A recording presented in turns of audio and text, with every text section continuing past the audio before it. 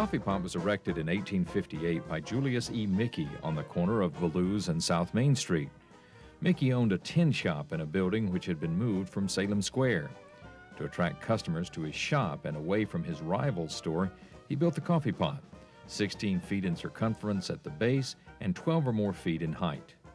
People often speculated as to why he chose a coffee pot to advertise a tin business. In Mickey's time, and even today, a coffee pot is a common sight in a home.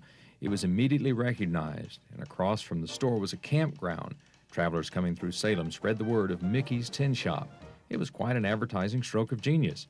In the early days, the coffee pot stood on a wooden post at the corner of South Main Street, and often teams and wagons ran against it and knocked it across the street. In 1920, a rambling Ford struck the coffee pot so hard that it fell across the sidewalk, barely missing a woman and child walking by.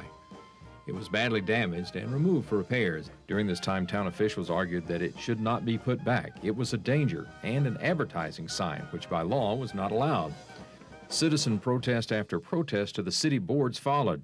Even Bishop Ronthaler declared that he considered the coffee pot a historic landmark and that its loss would be unthinkable.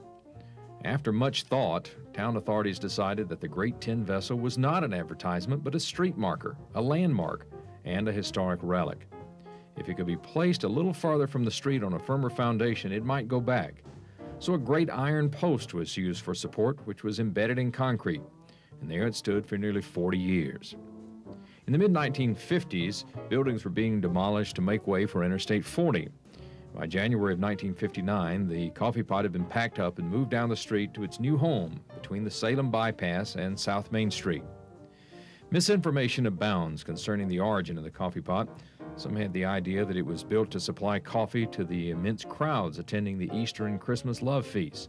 Another story was that it marked the dividing line between Winston and Salem, but that was actually at First and Main.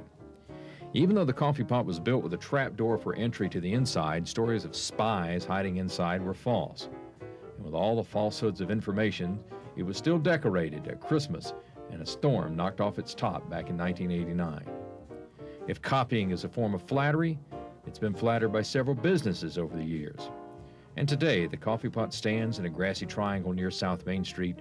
Townspeople note its familiar presence, and visitors spread the word about the city with the most hospitable landmark.